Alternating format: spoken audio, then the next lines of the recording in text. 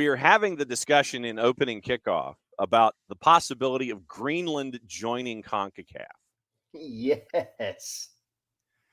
Can you do it on a cold day in Nuuk? Which map of Greenland are we looking at? The one where Greenland's like twice the size of everything else? Yeah, man, absolutely. And you got to play on the southern tip, I would imagine. But yeah, every day is an orange ball day. Yes. Well, I mean, there are some very, very cool promo photos. It looked like, I think it's like the day of summer where they're playing on the surface there in Nuuk, right up against the water, kind of like Barrow High when they play high school football. They're right up against the Arctic Circle ocean, the ocean of the Arctic Circle, where you've got like icebergs floating off in the distance and that kind of a thing. But no, I am all for this, and everyone has already said in the Twitch pitch that there will be a Greenland scarf hanging here in Office HD as soon as humanly possible. Yeah, let's make it happen. I'm excited. I mean, that would be really cool. But yeah, I think they would be like in Nations League playing both sets of Virgin Islands, Anguilla, Montserrat, Suriname, Sao Tome and Principe. It wouldn't be like the U.S. unless it was a friendly, which would be a great promo. It's like, okay, field trip, and SDH goes to Nuuk to do like live drops about it. I could see the email now. Credential application for the United States friendly in Nuuk, Greenland, going up against the Greenland national team. I mean, hey, the U.S. national team, we get all those emails about credentials and such. Yep. I can't wait for the credential announcement for the U.S. men's national team or the women's national team playing in Greenland. We're going, brother. That'll get sanctioned. We're going to do the show live from pitch side that whole day. That'd be epic. But anyway. They have, I forget what country it is. I want to say it's like Denmark, and it may be Greenland, or maybe it's Denmark and another country that are arguing over a speck of land in Greenland. I can't remember. But it's this spot in Greenland where they actually come like once a year. It was fought over during World War II. Uh-huh. And ever since then, as like a gesture of like goodwill, but to be funny, the two countries come and they place a bottle of whiskey right in the middle of this little island. Okay. And the other people, they come and they get the other country's whiskey or alcohol, whatever alcohol it is. And I'm like, that would be perfect. Now you take that little speck of land, this little island, and just put a soccer pitch on it, and that could be where you have your derby days between the two countries. Well, I mean, we know that this has absolutely happened before in the Paul McCartney music video, where where you have that happening, and it goes back and he recreates what happened in World War I. Yep. So I absolutely would see this, and I'm calling field trip. The second that CONCACAF sits there and says, "Yeah, come on in, brother," I'm calling field trip, and we're going. That's all I'm saying. I mean, I will burn a hole in my credit card to make this happen. And Alex Pacine is thinking travel. He's like, yeah, probably Greenland to Reykjavik to JFK to God knows where. So that would be the travel plan. Think about the miles you could get. Yeah. To get all your frequent flyer miles. That would be epic. I mean, I'm all in just for the promotional sake and all of the above. So, like I said, selfishly, I want Greenland in CONCACAF. I can't wait for CONCACAF Nations League to be shown on Paramount Plus, where we can sit there and have them going up against both sets of Virgin Islands. And, I want to know the camera setup. How are you going to get a camera to show CONCACAF Nations League out of Greenland? How are you going to make this happen? That's what I want to know. Could you imagine the climate advantage that one like team, one nationality would have when one of them has to travel either to Greenland or from Greenland to the Caribbean? Mm-hmm. Well, and we were talking about going to Costa Rica in the Twitch pitch already this morning. It's like, who would hate it more? Costa Rica national team going to Nuuk or Greenland going to Costa Rica? I think I'd go Greenland. Would love it because they get a vacay. Yeah. Yeah.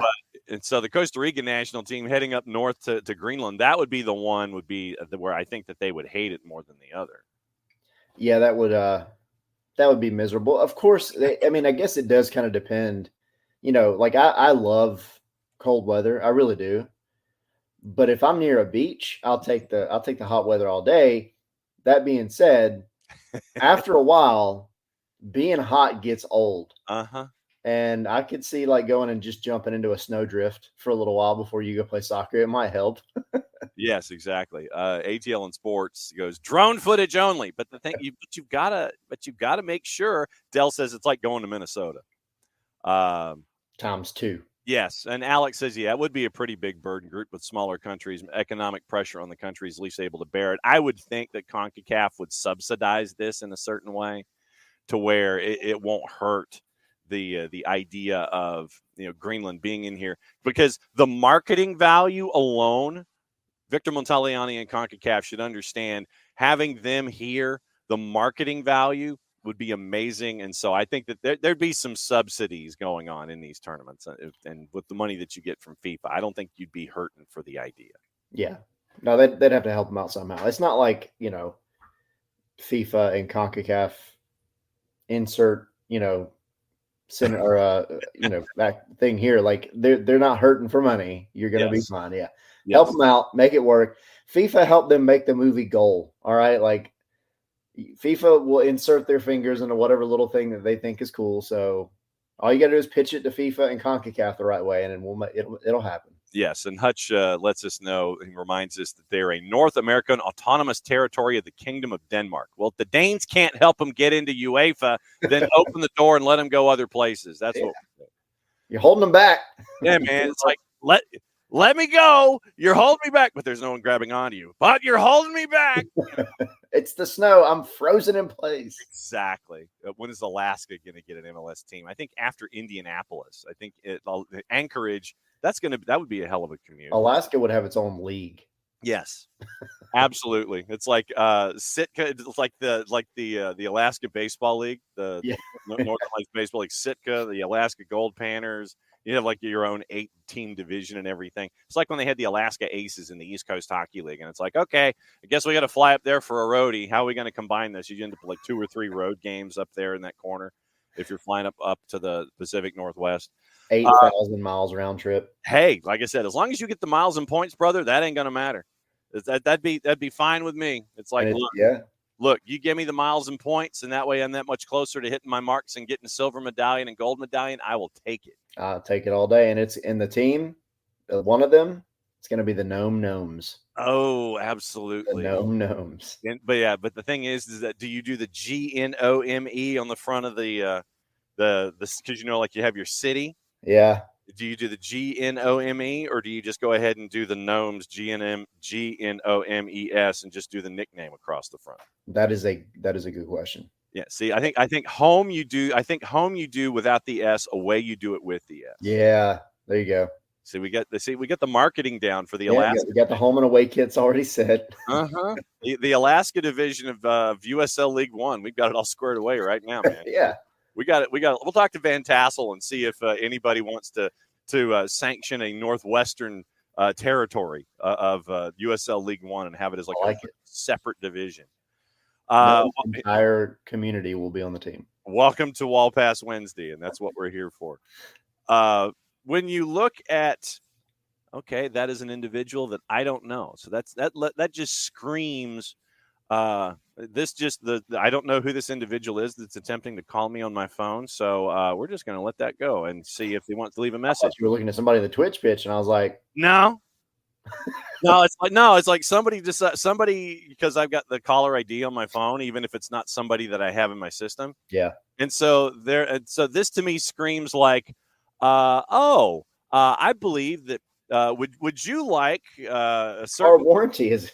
Yeah, your car warranty is your small business refund is available from COVID. I'm like, okay, not click, spam, click, do not answer. Now that we've had a couple days to think about LAFC, we went through reffing down here yesterday. It was its own 35-minute segment. Yeah. And as you're looking around the room already, did we miss anything in discussing Dog So Red, an elbow, lollygagging from Atuesta, Siri, what is a foul?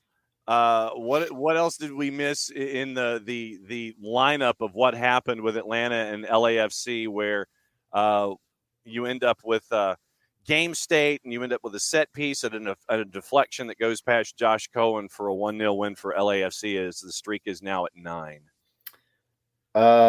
Inconsistency. I mean, you know what I mean? That's my like buzzword in terms of reffing. Like, I don't care if you call a game hard or soft, man. Just call it the same way for 90 minutes as best you can. Mm-hmm. Don't be all over the place. It drives me crazy when a ref is just like, because like it has repercussions. It has like, tangible repercussions, because the players don't know what they can do. They don't know what they can get away with. It leads to injuries. It leads to potential worse injuries. It leads to, silly red cards. It leads to arguments and then getting fines and all kinds of crap. And it's understandable from the player perspective, because you're like, what can I freaking do? What can I, how can I play this game?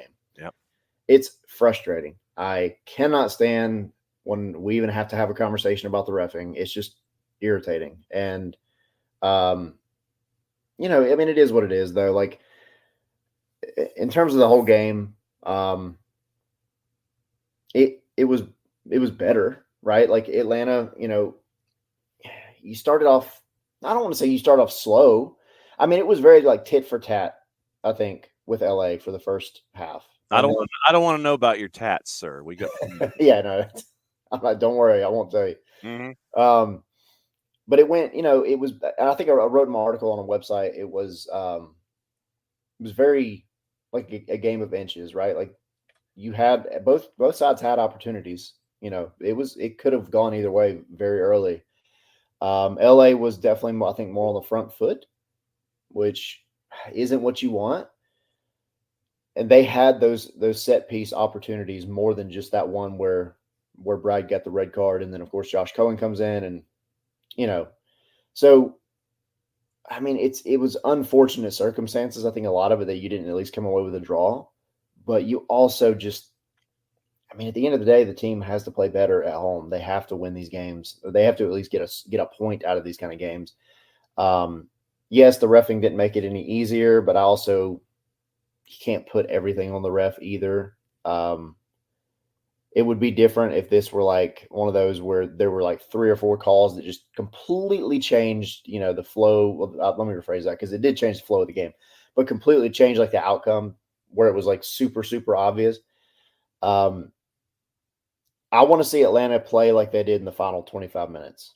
If they can play that way, down a man for some of it, and just be that fiery and that passionate and that like, I mean, they had LAFC on their heels, and it looked fun, and it felt like the goal was coming. And I understand that's not sustainable for 90 minutes because you would run yourself to death, but that's the kind of mindset that I think you have to come into the bins looking for. Well, I think that we've seen in a lot of different opportunities, and I'm not just talking here locally, but when a team is a man down, they seem to play freer. And because there's more space that's available to the athletes going up against, in this particular case, a back line that could be had. I mean, Steve Cherundolo, like I said, one of my talking points about Steve Cherundolo is that this LAFC team is not the same ever since they got bumped out of CONCACAF Champions League. And that's how far back I'm talking, because that's what it was when they lost. Yep. Traditionally, LAFC, if you're physical with them, you can knock them off their game. And I mean that both figuratively and literally, if I could get my upper plate to work this morning. So LAFC can be had in certain situations, especially when they're on the road. And, we talked about how tough it can be for Major League Soccer teams to win on the road. I think LAFC specifically is like at the front of the line for that. And so they feel like they've got to be uber physical, uber defensive. It's like, hey, Denny, go for it. We'll be right here. It's like it's the scene in Ghostbusters with Gozer the Gozeri, the original. Are you a god? Go get him, Ray. We're right behind you. It's one of those kinds of things with Denny Buanga. And you're having to sit there and navigate that if you're LAFC. But I think that teams do play freer because of more space available. And we saw that when Atlanta United was down a man after Brad got the dog so red. Yeah. I mean, it felt like I made the comment in the press box to Jackson, like we were watching the team, and it's like y'all look like you're playing up a man right now. Mm-hmm. You looked that aggressive, and also taking into account game state. And this is one of those things that I wanted to ask Pineda that night, but obviously it was a very kind of a shorter press conference, and I was thinking about how I wanted to word it. And the next thing I knew, like the press conference is over. I'm like, okay, well, maybe this isn't the best time to ask this question anyway. Yeah. But like I understand that game state is a real thing. Yeah, we talk about that a lot. Yeah. So like you're down a man, you have to chase the game. I mean, you're down a man and down a goal. You have to chase the game. Yeah. So you have to turn on the afterburners to a degree. But it looked more than that. And yeah, I mean, if you've got the space, and then of course when LA goes down a man, now it looks like you're playing, on a pitch that's twice its size because you have 20 men instead of 22. So I mean, to a degree, I think there is something there to be tapped into. And I think just going back and just watching this team week in and week out, I think there is some predictability in terms of, how the attack is going to play out because Atlanta does a great job getting into the final third. They're one of the best teams in the league doing it. It's just once they get there, they're so predictable. And it typically comes down to, you play out to the wings, the ball is going to get inevitably probably crossed in. But where Atlanta had success in this match was when you would have the underlapping runs from Saba or Brooks or Shonday or occasionally Caleb or Mosquera when he came on, where they would cut further back inside and take on the middle a little bit more, closer to the top of the box instead of the outside of the box. And I think that little bit of unpredictability and just being able to switch it up a little bit is what gave you some of your best chances of the game. And going back other games, that's what's giving you some of your better chances because, it's great to have a Yorgos Yakimakis in the box who's going to win aerial duels. And you've got Brooks Lennon who can send him in, on a dime. But that just, one, you've had injuries, but two, like it just hasn't been working the way it was, right? And you've got to have something else that's a little more sustainable and a little less predictable. And I think you can still make this system and this scheme work. It just can't be the same thing over and over again. Well, then let me ask you this. When you have a talisman, is it not something of a predetermined defensive tactic to crowd the box to make sure that that guy doesn't get his reps, and so you don't have the room inside the 6/12 to do what you want to do, and you're having to, launch in crosses from the edge of the 18 or shoot from the top of the box or shoot from the outside, just from outside the 18, because these teams pack it in and force you to try to do things from the outside in. Yeah, I mean, for sure. Like, and I think that's where a lot of teams have kind of cemented their game plan when it comes to at least Yakimakis. Like, you've got to surround him. You've got to get him out of the game as best you can. And that's where it comes down to the players to step up a little bit. I mean, you go back to Nashville, I'm screaming at somebody to take a shot, and what does Slish do? He puts his foot through the freaking ball, and like you just at some point you've got to take some shots, right? Like from that top of the box, just outside, just inside the box, whatever. Get the ball into, Pineda calls them those primary assist zones there, and then send the ball in.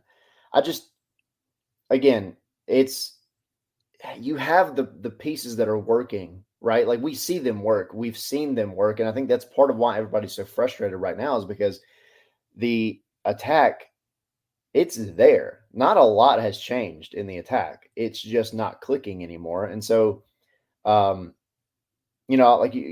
little simple things, right? Like you look at Brooks Lennon. When Brooks Lennon is making a run down the right wing, especially like when we're at home, you can see this just because it's in person, you have the right angles. But Brooks Lennon, his favorite thing to do, and I can tell you this having never played against him, is to make that very vertical run down the right, and he's going to slow things up, and then he's going to try to take a little bit of space towards the box, and then he's going to cut to his right foot and send it in. He was doing a lot of that in 2022, and then 2023 comes around, And, we read about him and hear about him and talk to Pineda about him doing all of these things to watch film to improve himself, both offensively and defensively and everything else. And he started to mix it up a little bit. He started to be a little bit more dribbly and change things up. And the way that he attacked was slightly different. He would make runs from the right back position through midfield, help out in the buildup, and then all of a sudden he would be in the box, and it's little things like that just aren't happening as much anymore. And therefore it just becomes a little bit too predictable, because no matter what, that Atlanta is going to try to build up down the wings. And I'm not trying to get off on like this whole tactical like tangent here, but it's just, you've got to be less predictable. You can't, I mean, these teams have professional film reviewers. Like they have guys that this is what they do. They're going to pick up on the little nuances. MLS Cup in 2018 was won because Michael Parkhurst knew that, I forget what player it was. Was it Jeremy? Was it Abobasi? It was Abobasi, yeah.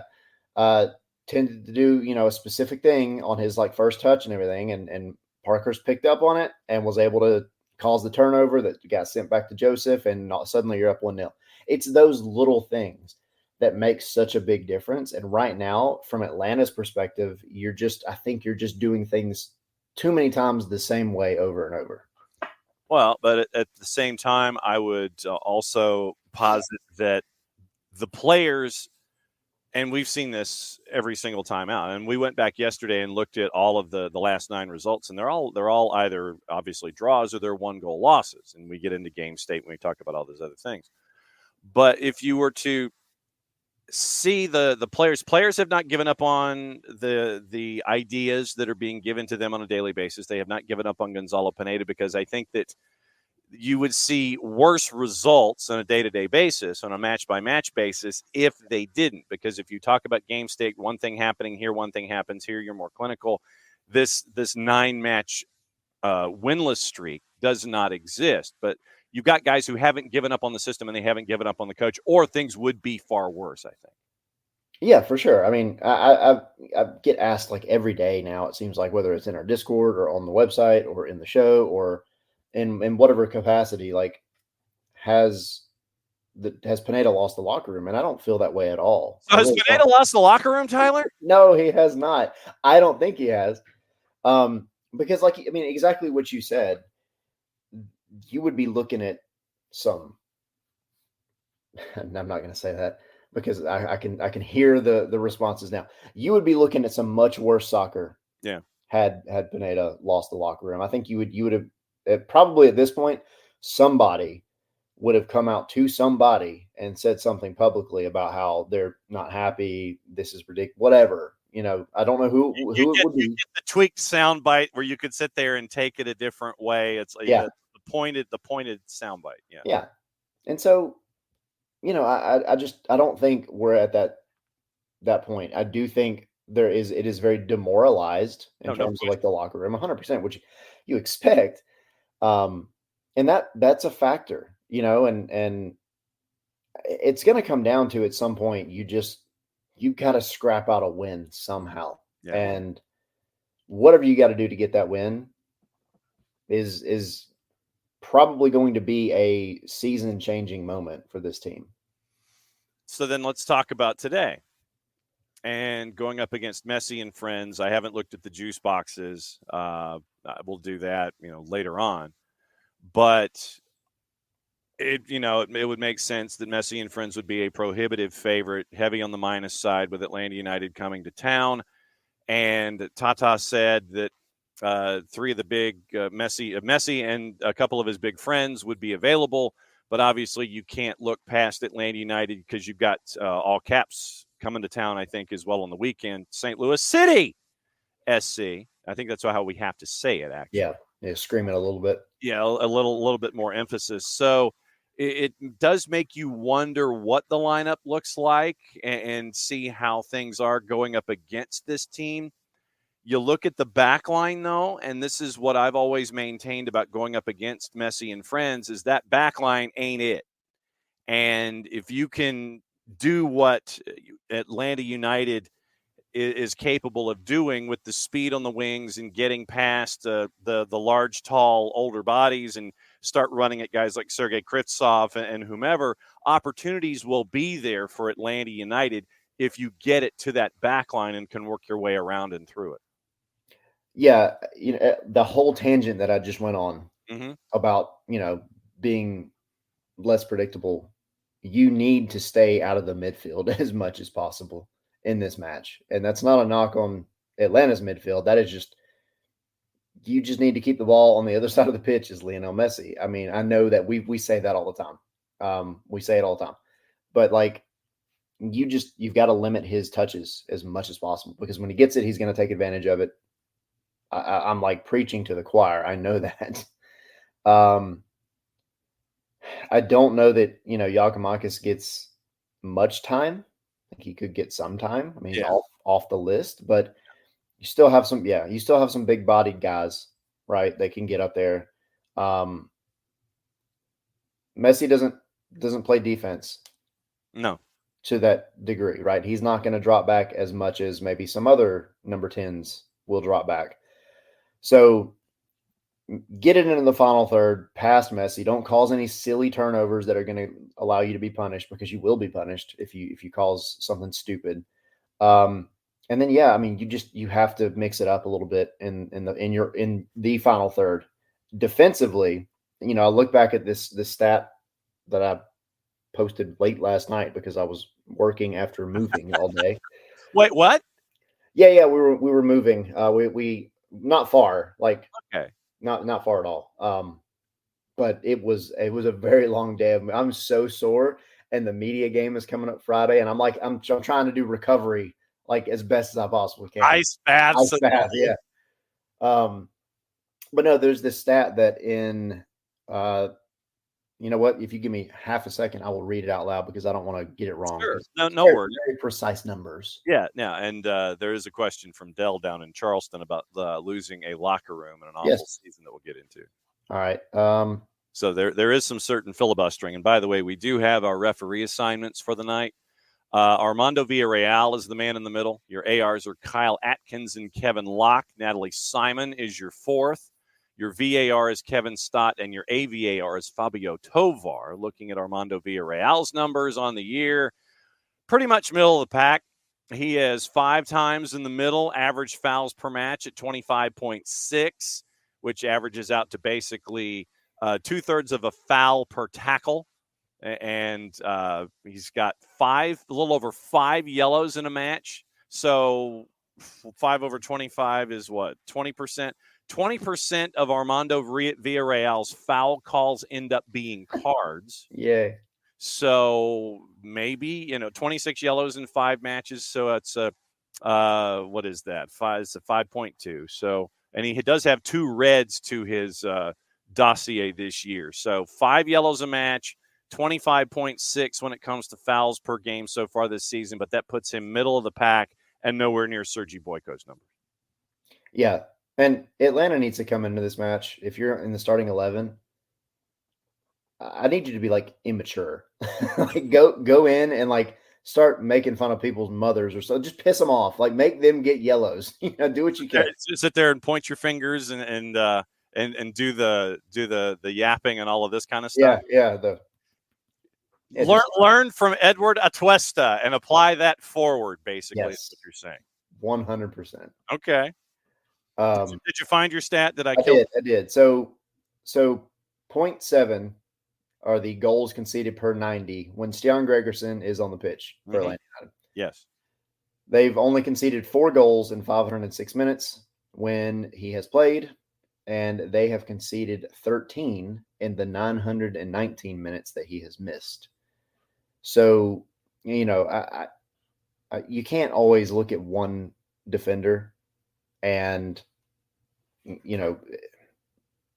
base the entire defense and the stats around him. That's unfair. But. Yeah. But when that guy's on the field, the team defensively looks much better in many, many ways. And he is your kind of break glass in case of emergency person, like Miles Robinson was, because he's athletic enough to handle just about anything out there, but also he has the soccer IQ to no one to slow things down, and that's not a knock on Miles. Please don't take it that way. But he reads the game well. He reads the game well, and he's able to slow things down when he needs to. He is able to, break you out of jail if something bad really happens, and that's fully expected to happen tonight. Not because of anything that Atlanta might do, but because Miami has Messi playing on the field. You're going to have those moments where you're going to have to come up with something spectacular defensively to just help out Josh Cohen in goal. So he's been, I don't think it's like stretching anything to say that he's been one of the best signings I think Atlanta's had in a few years. Because he is the LFTM, he is the large, fast, tall man, Yes, and when you have a free safety like that, then you can your defense, your rush ins and your linebackers, they can take some chances occasionally when you've got a free safety like that in Steon Gregerson. So looking forward to obviously Steon getting back to full song. But the question that was raised from Dell, and it has a couple of different sections to it, is losing the locker room the key factor for a front office to fire a manager? And even if you're having an awful season, if the team doesn't hate you, then you keep your job. So Dell is just curious in that. I mean, no, because it's a results business. I think it might buy you a few extra matches, but I don't think that's going to be one of those things that is ultimately a big deciding factor. Like, I've said this a few times, like if you're it's not 10 o'clock yet. If you're a D-bag, right? Like, well, look, we can put an explicit rating on this show when we post the audio anyway. I don't want to go that far yet. I haven't even had coffee yet. No, but if you're a douchebag, right? Yeah. It's a little bit easier for everybody to make the decision to pull the trigger on you. Like if you've lost the locker room, then that's just one of many factors that are going to go into the decision to move on from you. Mm-hmm. Gonzalo Pineda is not a douchebag. I'm telling you that right now. I've said it a million times, said it on my show. No matter what we look at, because I know that's where these questions are coming from, and I totally get it. I don't feel like he's lost the locker room. Right. I'm not the one in the locker room except for after matches, so I can't say with certainty. Like I don't know all that kind of, ins and outs, but it does not appear that way. Gonzalo Pineda is not a dick. He hasn't come out and been like, this player stinks, this player stinks, this player stinks, this player. Yeah. And his players haven't come out and said anything, really negative about him at all. I mean, there's the moment a couple of weeks ago where Yorgos Yakimakis was like, saying, hey, it's time to break some eggs or whatever he said, just, getting everybody ramped up a little bit, which is fine. I mean, that's as a leader in the locker room, that's what you're supposed to do too. Mm-hmm. So no, I just, yes. So I guess the short answer is it might buy you a few matches, but that's not going to be something that's going to, save your job long-term. If they like you, cool. If they don't like you, cool. But at the end of the day, I think most everybody would agree. I'll take a D-bag Jose Mourinho that's getting results over somebody that's not getting results, because that's what this is about. It's a business, and that's how it is like that. It is a results-based business. Yeah. So you want 10 years ago Jose Mourinho is what you're looking for. Why not? I mean, it'll make the press conferences a little interesting. If I do not speak. No, I do not speak. If I speak, I'm in trouble. Yeah, if I speak, I'm in trouble. Three titles. Three. That's what you're hunting for. No, it's when what you're also doing with if you're Gonzalo Pineda is you are letting the entire soccer universe know who you are as a human being. Because, when you come in and you're a head coach someplace, you're setting your dossier forward for, 35 years later when you change jobs and change locations and go back to, whatever you want to go back to. If you go to Liga MX and take a gig there, you're setting the table for your reputation going forward as a head coach. And so, out of the blocks, if someone sits there and and lets folks know that you are worse than an e-bag in a given day. You know, if you look at the tank of bag, you've got F, you've got E, you've got then you've got D. And so he's not a full bag, he's not an E bag, he's not an empty bag, and he's not a D bag. Yep. So that's when you're looking at the tank of bag. That's what you're staring at. It's worse than E, then you're a D bag, and he's not that. And you're setting yourself, you're letting everybody else know who you are as an individual when it comes to coaching and coaching opportunities. So everybody knows what they're getting when you walk in the door. Right. Because, I mean, you've just as I sit here and say, like, Gonzalo Pineda is a nice guy. He really is. Mm-hmm. He's a great person. That goes a long way after the fact. But also, maybe sometimes we call on him to maybe be a little harder, be a little more firm, whatever. But also you have to remember that these players are people too. Like these are people. And I mean, it's been a conversation that's gone back and forth, I think, a lot. And it goes on in every club in the world, mm-hmm. especially ones that have passionate fans, which is great. But like, no matter what happens in the future with Pineda, like the name calling and like the really like bad things people say, like that stuff can't happen. You can criticize a coach, you can criticize a team, you can criticize a club. Just be fair about it. If you don't feel like he's the right guy for the job, that's fine. That's an opinion, and that's totally valid. But at the end of the day, they're people. Mm-hmm. It would be a lot easier to say negative things about somebody if they were a D-bag. Yeah. But he's not. So you just, at the end of the day, yeah, this game, we all love it, and we all love it because it's everybody's game. Keep it critical, but keep it nice. Keep it in a just way. Yeah. That's my public service announcement for the morning. There you go. All right. So you're going to go into rest and rehab for the remainder of the week because you moved on a Tuesday on a holiday week. Man, it was a short work week to begin with, and then you decided to expand it by moving. So let's see. Today's rest and recovery. This is your regen day. Yep. Then Thursday, I imagine you're going to go back and watch last year's match. Yep. And you're gonna watch film, and you're gonna go out and apply it on Thursday to get you ready for the media match on Friday. I guess that's where, the rest of your week is headed. Yeah, that's pretty much spot on. That equates to sitting around icing myself. And yeah, I might turn on last year and see what's up. I'll watch the tap in that I missed.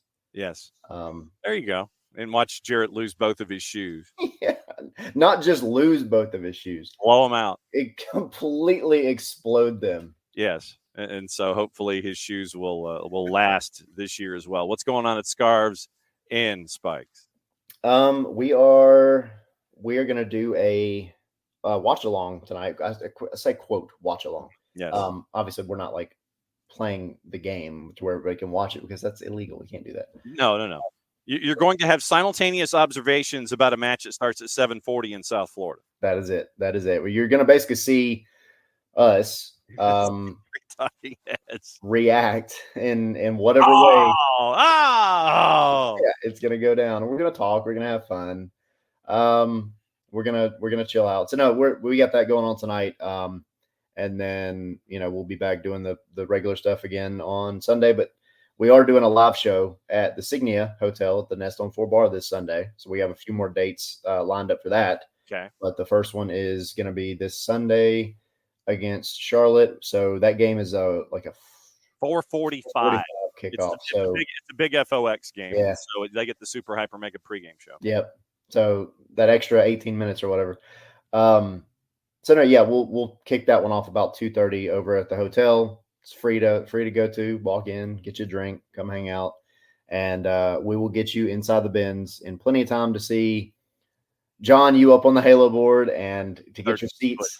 Yeah, to get you all set up and situated. So no worries there. It'll be fun. Tyler, as always, thanks for dropping by, especially as you recover from your move. Yes, thank you. And we will be seeing you on the watching alongs tonight, the simultaneous observations tonight. And we will be seeing you at the Benz this weekend, my friend. Thanks, as always, for coming on Wall Pass Wednesday. Thank you.